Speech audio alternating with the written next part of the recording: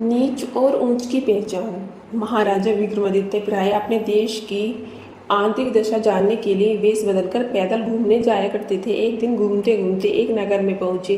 वहां का रास्ता उन्हें मालूम ना था। राजा रास्ता पूछने के लिए किसी व्यक्ति की तलाश में आगे बढ़े।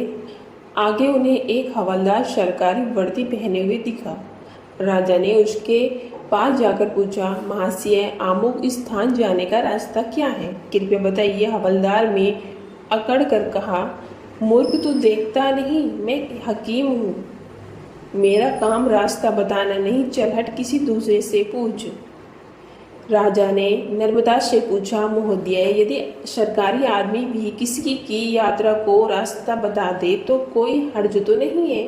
खैर, मैं किसी दूसरे से पूछ लूँगा, पर इतना तो बता दीजिए कि आप किस पद पर काम करते हैं। हवलदार ने कहा, अंधा है, मेरी वर्दी को देखकर पहचानता नहीं कि मैं कौन हूँ। राजा ने कहा, शायद आप पुलिस की सिपाही हैं। उसने कहा, नहीं। उससे ऊंचा, तब क्या नायक है?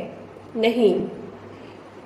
उससे भी ऊंचा, अच्छा तो आप हवलदार हैं। हवलदार ने कहा, अब तू जान गया कि मैं कौन हूँ, पर यह तो बता, इतनी पूछताछ करने का तेरा क्या मतलब, और तू कौन है? राजा ने कहा, मैं भी सरकारी आदमी हूँ। सिपाही की ऐंठ कुछ कम हुई। उसने पूछा, क्या तुम नायक हो? राजा ने कहा, नहीं। उससे ऊंचा, तब क्या आप हवलदार हो? नहीं। उससे भी ऊंचा, तो क्या दरोगा हो?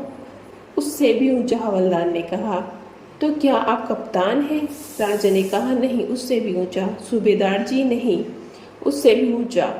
अब तो हवलदार घबराने लगा। उसने पूछा, तब आप मंत्री जी हैं? राजा ने कहा, भाई, बस एक सीढ़ी और बाकी रह गई। सिपाही ने गौर से देखा तो शादी पोशाक में महाराजा विक्रमादित्य सामने खड़े हैं। हवलदार के होश उड़ गए। वह गिड़गिड़ाता हुआ राजा के पांव पर गिर गया और बड़ी दानता से अपने अपराध की माफ़ी मांगने लगा। राजा ने कहा, माफ़ी मांगने की कोई बात नहीं। मैं जानता हूँ कि जो जितने नीचे हैं वह उतने ही अकड़ते हैं। जब तुम बड़े बनोगे तो मेरी तरह तुम भी नर्मदा का बर्ताव सीखोगे। जो जितना ही ऊंचा है वह उतना ही सहनशील एवं नर्म होता है, और जो जितना नीचा है वह ऊंचा होता है और वह उतना ही ऐंठता रहता है। दुष्ट व्यक्ति के पास विद्या हो तो वह विवाद करता है, धन हो तो घमंड करता है, और यदि शक्ति हो तो दूसरों को परेशान करता है। साधु प्राकृतिक व्यक्ति और विद्या ज्ञान देने में, धन दान देने में और शक्ति दूसरों की रक्षा करने में खर्च करता है।